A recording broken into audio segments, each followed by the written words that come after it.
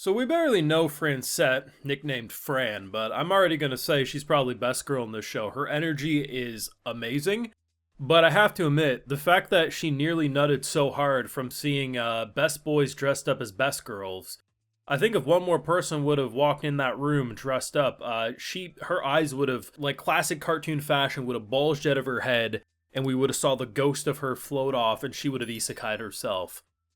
And if that ain't best girl energy, I don't want to live in this world anymore. That was hilarious. I mean, like I said last week, it takes a real man to be best girl, and they be rocking it in this episode. And the idea of bringing in Fran as a character who's just like, you know, the gags when characters drool so much, it's just like there's just water all over. Like that's what she was doing from every which hole, and I thought that was hilarious.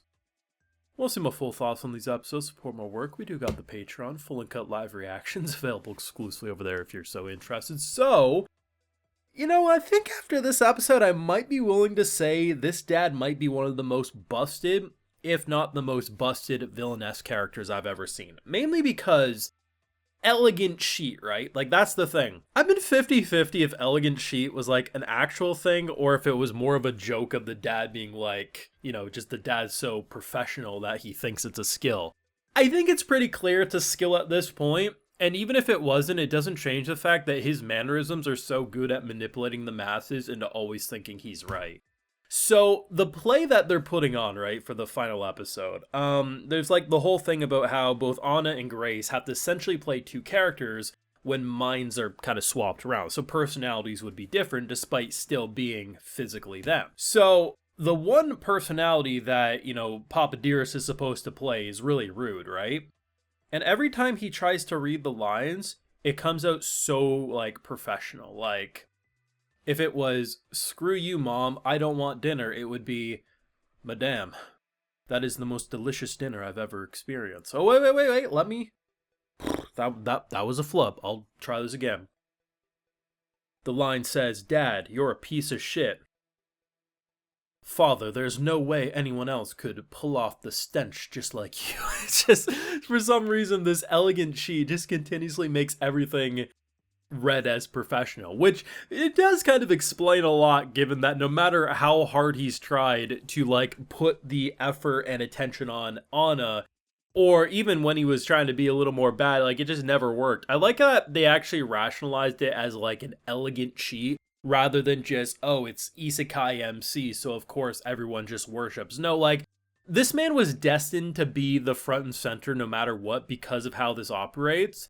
And if we ever do go the route of this story, allowing the original Grace to take back over when Father's mind goes back to his body and he's no longer in a comatose state, I really hope this Grace gets to keep elegant cheat because goddamn, it'll make your life real easy in a positive way. I partially think the reason it exists though is so that the dad is able to get Grace into a position that will set her up for success when she does take back over, but at the same time you didn't want him to struggle because the whole point was probably to show her the way to be a nice person, not get so stressed, not take it out on your servants, all this type of stuff. That's kind of the vibe I'm getting from it, but either way, elegant cheat being a legit thing is just hilarious to me. I believed it was prior to this episode, but if you would have asked me my opinion, I would have just been like, I just think it's the dad mostly just thinking there's a skill and him just legitimately just being so good. But the fact that no matter how hard he tried, I don't think it was just he's so polite. I think legitimately this like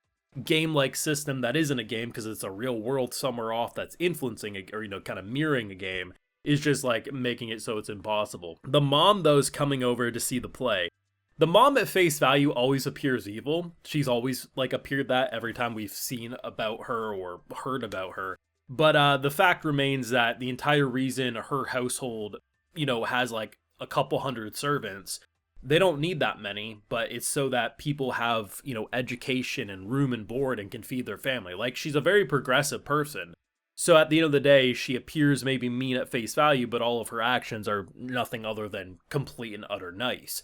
And it would be interesting to see because the way they're going about it is like they're shifting the mom's play because obviously dad can't really say these lines. And I think there'll be like these like turbulent moments where like, oh my gosh, she's going to hate the play because it's different. But mom's probably just going to be like, elegant. Beautiful. I love it. It's fun. Like, I don't know exactly what they're going to do for the final hurrah other than the play for next week. They're not going to go anime original, clearly. But I'm interested what the stopping point will look like, other than the play goes out successfully. Is the dad maybe going to acknowledge, like, oh, like, I think it'd be really satisfying if there was more of an acknowledgement that the dad thinks that maybe the family's observing, because there has been hints, it's just he hasn't pieced it together just yet. Like, something like that would be really satisfying to lead the viewers off on.